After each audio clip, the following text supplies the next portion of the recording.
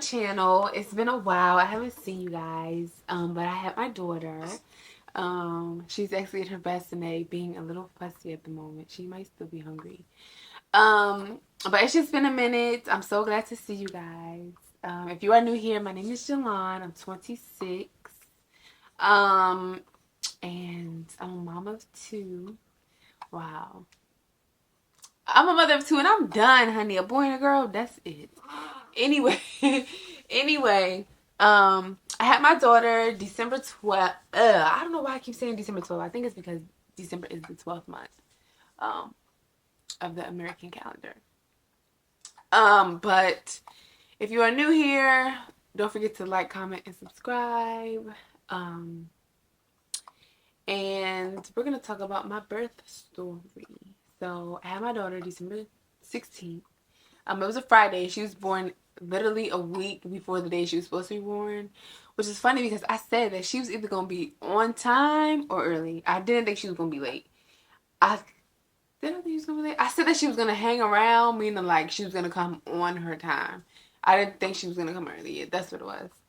But she's here. She's beautiful. Her name is Celine. And the Friday that I had her, I had contractions like really early in the morning, but it was like once every hour and a half. And I had told my boyfriend, I was like, I think I'm having contractions. But they're really mild, so at first I thought they were Braxton. I thought they were Braxton Hicks. Because my stomach was super, super tight. And I'm like, oh, this must be Braxton Hicks. Like, you know, the thing about me is my pain threshold is super, super high. So, like, in order for it to be really bad, it has to be a 10. So I was like, oh, this must just be Braxton Hicks. Like, I'm taking a shower, I'm cooking breakfast, I'm chilling, right? So around like 5 or 6, my boyfriend gets home and I'm like, all right, they're getting a little tighter. Right before he had got home, I was in the shower. My mucus plug fell out, and I was like, okay, well, that means any day now she should be here. Didn't know it was gonna be that day. So he got home and they were tighter and tighter, and I was like, all right, I'm gonna lay down. Anytime I had a contraction, I made him like put counter pressure on my waist, which was helping a little, but like I said, my pain tolerance is like super high, so it was like, you know, it was good. So then it just started getting worse around like 7:30. So I called the doctor, and she was like, oh, every 5 minutes you need to have a contraction for it to be like active labor. It started to be there, right? And then it just started to be like OD. And I was like, let's go. It's time to go. I was trying to rely on my intuition as much as possible because, you know, you get to the hospital and they're like, oh, you're only 3 centimeters. We're going to send you home. Or, oh, you know, it's not time. And I was nervous. I didn't want to have to come all the way back home because if you know, you know. I delivered her in Maryland, and we are not in Maryland at the moment. So I just didn't want to be sent home. But luckily that was the day. I got to the hospital at around 10. We left home at like 8:30. I got to the hospital around 10-ish. Which sounds pretty crazy, but like I said, I'm in 2 different states right now. And I was 8 centimeters dilated. And the nurses were all so happy. They were like, oh, we call this like a stop and drop, you know, where you just stop in, have the baby, you know, it's not too much laboring. It wasn't giving all of that. We arrived at the hospital we arrived at the hospital around 10:30. I got into the room that I was supposed to deliver around 10:51. I had my daughter at 11:41. That's when she was born. And I probably pushed for like 15 minutes. So my labor story was pretty easy. It was the same as my son. I got to the hospital around like 8 centimeters. I probably was there for like, 2 hours before I gave birth. He was born. I got to the hospital around like 11:30. He was born around 10. So it was pretty much the same. Got to the hospital, 8.5 centimeters dilated, 9, 10. It progressed pretty fast. Pushed a little. Naturally, I didn't get an epidural with either of my children. Just because, and I can say like that's like my mom's influence. My mom was like, oh, go natural. Go natural, girl. I don't even think I would have wanted an epidural just because I don't know how I feel about a needle in my back. I don't know how I feel about that. Even though it's safe and women do it all the time, I just don't know, honey. I don't know about that. I declined Pitocin because I didn't need it. My labor progressed pretty fast. So it was like I didn't need Pitocin to open up my uterus. She was already doing what she needed to do. Baby was already coming down. As far as my daughter, I declined everything but the vitamin K shot. The vitamin K shot is when you let the blood, it encourages the blood to clot for the baby. Excuse me. So I declined the eye medicine and I declined the hepatitis B shot as well. Yeah, we didn't do that. We did not. Yeah, my labor story was so fast. The thing that I would say like hurt the most was obviously the contractions once they got to be like super super high. And after you have the baby and you're giving and you're breastfeeding and you feel your uterus contracting back to its normal size, honey, that it was like damn. Like, let me tell y'all something about being a woman. It just doesn't stop. Like, you never get to a point where you can just sit and be like, I'm just gonna sit here. Like, women go through so much. You would think I carried this baby for 9 months. I'm sick, throwing up for a period of time.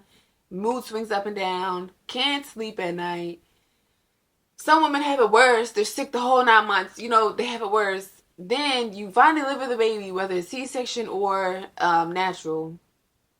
That hurts. And then you're bleeding. And then you breastfeed this baby. And now your uterus is contracting. And it's like, I would say for me, it was like level 5 or 6 as far as contracting. It doesn't last that long. It's just your uterus like going back down to its smaller size. But it's like, can you stop? Can we stop? I've done enough. I had this baby, grew this baby, pushed her out. Like, well, now my uterus got to contract.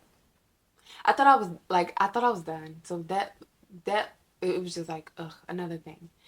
And I am a breastfeeding mom. I'm not exclusively breastfeeding. I am pumping as well as storing milk and giving bottles. With my son, once he figured out what a bottle was and I tried to put him back on my boob, he was like, girl, this flows faster. This is what I want. You know, boy, listen, let me tell you something. They say that boys are greedy, but girls, them girls are greedy too. She's a greedy girl. I feel like she ate more than her brother ate. For sure. So yeah, I'm a breastfeeding mom. I want to try and breastfeed. I breastfed my son for 6 months and I had enough milk to cover about 6 months. I want to try to do the same for her. Pump and breastfeed for 6 months and then have just enough milk stored up so that I can have my titties back because as you can see, they're huge. I know you guys are probably wondering, you know, everybody loves a good little snapback thing. So I'm going to show you guys what I look like. I am currently 15 days postpartum. And this is me. It's not too much going on. My stomach is dark, of course. That's like the only thing. And yes, ladies, if you've never been a mom, it does go away. It doesn't stay. Yeah. This is me postpartum. Not too much going on. Just huge boobs. Huge boobs. And I also feel like I lost a lot of weight. But because I'm breastfeeding and I'm giving out so much energy and fluids, I'm also hungry as fuck. So I feel like the weight is just going to come back. You know, just another up and down fluctuating thing. But like I said, my boobs are huge. Obviously, they're filled with milk. I pumps and pumps and pumps, honey. I probably pump every 5 hours. I know women that pump like every 3, every 4. I produce enough milk to where I can fill up all her bottles for the day and the next. So like which is why I don't pump a whole lot, like every 2, every 3 hours. I am taking a iron supplement. It's called Mmaarleem's iron supplement. It's a liquid iron. It's really, really good actually. Like the flavor is very flavored, and it belongs in the refrigerator. I put it in the refrigerator so it's cold. And it's crazy because I am not supposed to be, after you give birth, you're supposed to keep your uterus warm, which means slippers on your feet. Hello. Slippers on your feet, socks. You're not supposed to be drinking cold liquids. But there is something about a cold drink that has me in choke cold. Like, I cannot drink anything unless it's cold. I'm like fiending for a cold drink. I don't know what that's about. Even though that's not really the best for your uterus. And where I adopted that from was, I believe it's the Chinese medicine. Like after they give birth, they have like their herbs and their teas, and they say you're not supposed to drink anything cold, and you're not supposed to, like, your feet aren't supposed to be cold because you want your uterus to go back to the way it was. I believe it like has something to do with your uterus, and just like your womb, it's not supposed to be cold. It's not supposed to be cold. Yeah. My daughter is a very easy baby. She sleeps really well. Like I said, she's very, very hungry, but she sleeps really well. Like, I don't feel exhausted at all. And if I do, I can take a nap. But also, I would say that this experience is very different because I have a active partner, which means that our time is split. I can take my time. I can take a shower. I can relax. I'm not worried about the baby crying. I'm not, I can take my time making her bottles. No, I don't feel rushed at all, which is amen. God, I'm super blessed. Y'all just see the way she's looking at me. She's like, yeah, girl, super blessed. Shout out to your daddy. So breastfeeding, I'll be doing that for about a year, 6 months exclusively pumping, and then I just have enough food stored for her for the next 6 months. Cold sleeping. Number one, do not let nobody say that your baby is spoiled because you are holding your baby, or you're sleeping with your baby, or you're picking your baby up when she cries. Nobody. Don't let nobody. Even your mother. My mother's never said that, but people that say that you can spoil a baby from literally giving a baby who is incapable of asking you for things, the things that it needs, it's giving mental issue. How the hell do you spoil a baby? They're like, oh, the baby knows. The baby knows fucking nothing. The baby can't even talk. How does the baby know? Like, we're not even going into that. People that say that you can spoil a baby, they're idiots, and don't listen to them. Like, girl, what you talking about? I co-sleep with my baby. I try and put her in her bassinet just to get her used to. We do like a off and on thing. Like, sometimes she'll sleep with me through the night, and depending on what time we wake up, I'll put her in her bassinet, and then she'll wake up and she'll sleep with me, and then I'll put her in her bassinet, and then she'll wake up and sleep. Like, it's like a back and forth thing. It's not like we want to make her so independent at 2 weeks and put her in her bed. It's not giving none of that. It's just like, oh, get used to this maybe if you want to sleep here. But mom's still here if you want to be warm and cuddly. Baby want to sleep on them titties. They soft now. So I get it, girl. She wants to sleep next to the titties. She can sleep next to the titties. I get it. They soft and they cuddly and they warm. So yeah, we co-sleep because I'm a mom. I already can sense. Some people are heavy sleepers. My boyfriend says I'm a heavy sleeper, but I think I'm in between. I feel like it just depends. I feel like because we have a newborn, I'm not a heavy sleeper at the moment. Because it's like she's next to me and the girl's gonna wake me up. I don't know. It's just not I'm not super heavy on sleeping. It's I know that there's something that's gonna need my attention in the night. So I'm sleeping well, but I'm up. I don't believe that I'm going through postpartum depression. With my son, I had no postpartum depression. I was fine. I felt fine. I wasn't crying or anything. With my daughter, I'm a little more sensitive. I'm not oh my God, I'm not connecting with the baby. It's not nothing like that. It's more why are y'all breathing? Why are there people breathing?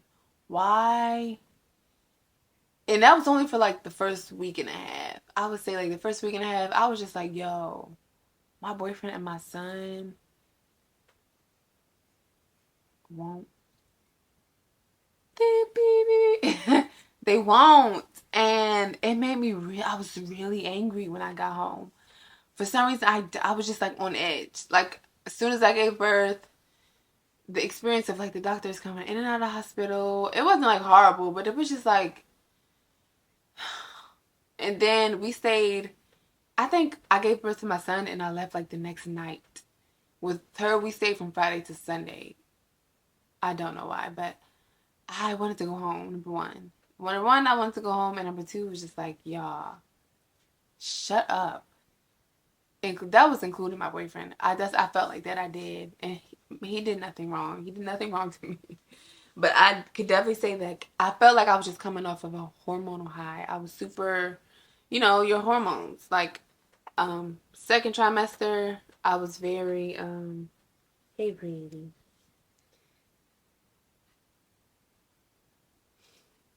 Second trimester, I was super moody. And then last trimester, I felt like, in the groove. Gave birth. I was coming down off of I feel like I'm coming down off of the moodiness. And then I'm breastfeeding. It was a lot going on biologically. But now I feel fine. For the most part, yeah, I feel fine. I'm trying to like just reflect over like these past couple of days. Just sleeping a lot. That's my thing. I'm gonna take me a nap, honey. Okay? But like, when I had my son, the whole sleep when the baby sleeps was not for me. But with her, if I can get a certain block out of the day where she's sleeping, I'm going to take one of those blocks out of the day and I'm going to sleep as well. Like, probably after I get some editing done, I'm going to take a nap. Right now, my thing that I'm binge watching, like while I breastfeed and while we just hang out, I'm watching Sex and the City. So, yeah, that's like my time to take a nap and sleep. I just throw it on and then we sleep. And my emotions at the birth, like I said, I just gave myself a lot of grace, and I felt like I was just coming off a hormone high. My boobs look so big, but like obviously, and my energy after birth has went up. I have so much energy, more than when I was pregnant. When I was pregnant, it was just like, yo. Not only were my iron levels super low when I was pregnant, but now I'm taking an iron supplement. I dropped this baby weight, like, so, I have my body back to myself. So I feel more in the groove and the motion, which I love. Now, let me tell y'all something about postpartum that I do not love. I do not love the fact that they say that this has to do with hormones. They say that your body odor changes so your baby can find you. And I just feel like, girl, I'm right here around the corner. When I say body odor, like, I'm not gonna lie, I go to sleep and I wake up sweaty and I smell like onions. Yep, I'm going ahead and put that out there. And if you know me, you know I eat pretty decent. Like, I try and eat as many foods with vitamins as I can. And my diet really hasn't changed, other than I've added a little more red meat just because my iron was low. But that's not red meat every day. It's probably like twice out of a week, out of a month. Like, at first it was no red meat, but now it's like a couple days of red meat out of a week, out of a month. It's not it's not red meat every week, every other week. It's like literally once a week. You know what I mean? That's the only thing that's really changed. And yeah, so y'all, I stink. And I take showers. And I drink lots of water. And I eat lots of fruit, vitamin supplements. And my diet isn't poor. It's just a hormonal thing. And they say it's so your baby can find you. But I just feel like, shorty, the fact that you can't walk, I'm right here. Like, you don't need to find me. I'm right here. So, I don't know how long this is going to last. And I also hate this because, bless you, because when I had my son, I wasn't this potent. Like, I was sweaty with my son. They say that's another thing. Like, postpartum, you have, like, sweatiness. I was sweaty with my son, but with my daughter, I'm, like, potent. And I told my boyfriend, and he was like, I don't smell that because I sniff you all the time. I said, you must not be smelling me lately, honey, because it's horrible. It's like, yo, I'm a lady. Why do I smell like this? And yes, I put on deodorant. I tried the glycolic acid under my armpits. Next, I'm going to try chlorophyll and see if that helps. But yeah. Sorry, ladies. Put that on your list of reasons to not get pregnant. You will stink. Maybe. And if you're not stinking, you sweating. So I don't know how long this is gonna last. I don't know if it's because I'm breastfeeding as well. It might be. I'm also breastfeeding, but I don't know how long this is gonna last. But I want it to go away. Because who wants to be stinky girl? Who wants to be a stinky girl? You want to be stinky girl? I don't know. Being a mom to a daughter is really different. It sparks a different kind of emotion. And it makes me want to be softer. So yeah. Two different experiences. As far as birth though, they were the same. Got to the hospital as late as I could, labored at home for most of it. Pushed that baby out in a couple minutes. Baby was brought into the world. No complications, no tearing in the cooch. It was just wonderful. Like, I am truly blessed. And you know, another reason why I'm super blessed, yeah, we're going to boast and brag a little. I have a son and a daughter. There's no reason for me to keep having children. One child to each parent. Like, something that I hate though, this is like a little, something I hate is people be like, oh, you know, you guys had your kids early so y'all could be 40 in the club. Bitch, I'm trying to be on the south of France while they're taking their SATs. But yeah, I hate that. And it's not like I didn't intentionally have my kids to be like, oh, I had them early, you know, life just happened, had sex, had a kid. But I'm not having these kids early so I can be in the club at 40. Bitch, I'm trying to be across the universe while they're at home safe. I'm done. I am glad that I got them out the way. I'm glad I got them out the way. I'm done. As a boy and a girl, like, life couldn't be better. It could. But a boy and a girl, I'm done. It's no reason to keep going. However, I have said that I would foster children. There's no more children that's coming out of me physically, yes. But I would foster children. I would be somebody's home. I love children. And I feel like, you so pretty. He's so pretty. I feel like a lesson in being a parent is do not become a parent unless you want to be one. I have always wanted to be a mother. I've never said, oh, you know, I'm never going to have kids. I did play a little when I had my godson and his cousin. I was like, oh, well, you know, this is enough for me. Like, I love them. And I will pour everything into them. But now that I have my own kids, I've always wanted to be a mom. And I think my purpose for being a mom, or why I wanted to be a mom, is because I enjoy pouring love and care into other people. And I just can't wait to see what they'll grow up to be with all this love and care I have to give. So that's my thing. Do not become a parent unless you want to be a parent. Okay? Do not do it unless you want to be a parent. If you cannot see yourself having kids, don't do it. Okay? Be on the south of France with no children. Okay? That's what I'm going to say about that. People are always like, oh my God, the conversations like on TikTok, they're like, oh, you know, I had this baby and I'm so sad and it's so hard. And it's like, yo, if you didn't have a village and you didn't intentionally want to be a parent, stop having kids and stop coming on here and saying how hard it is when you knew it was going to be that way. Stop. I had like gotten to like this little, not a spat, not an argument, nothing, just like this little back and forth with this lady, and she was just like, oh, your life seems so easy, you know, because I had said that like I never associate the word hard with motherhood. Yes, it's a challenge because I've never done it before. Example, when I had my son, I had never been a mom.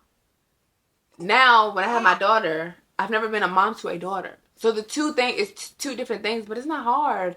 I feel like anything you do out of love is not hard. Yes, it's a challenge because you've never done it before.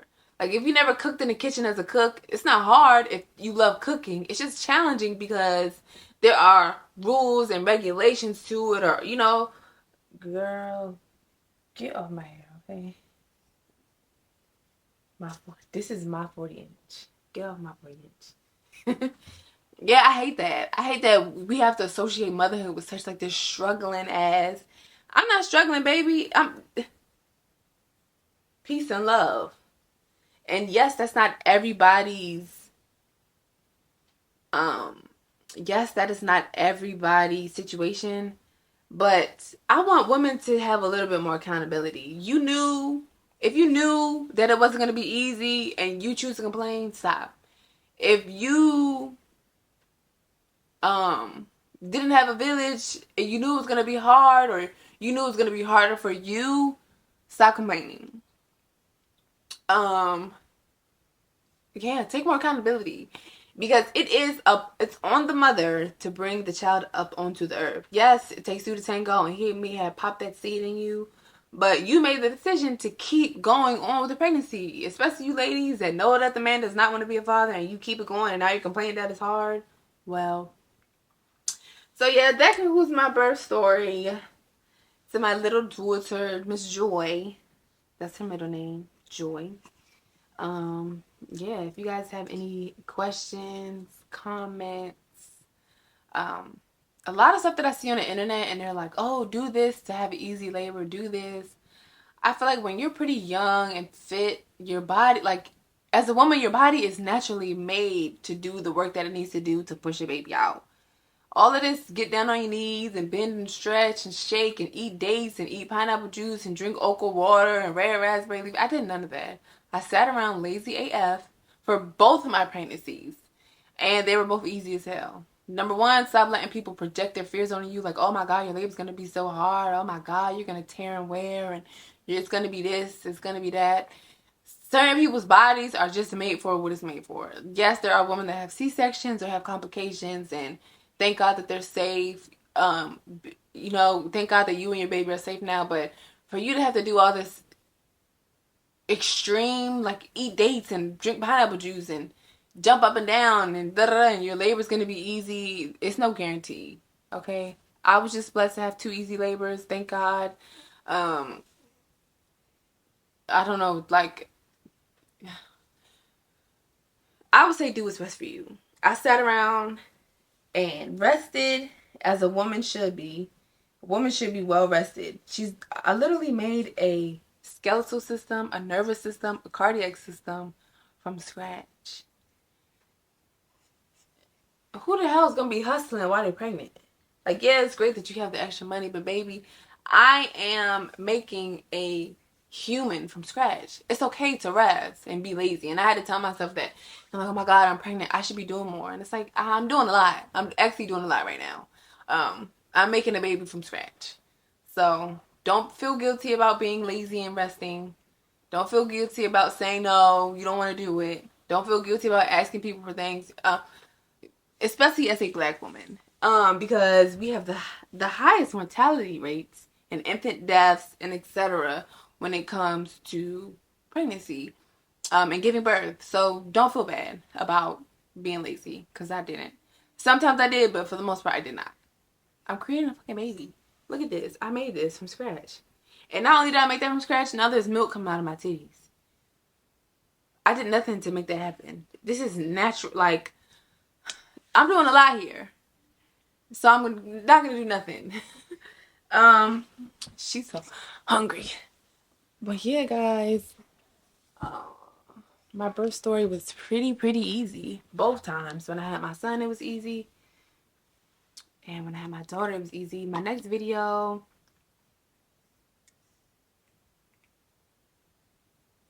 not she acting like she don't want the milk. My next video will be a product review on all the products that I actually use and that I actually love. And things that were actually useful during my pregnancy.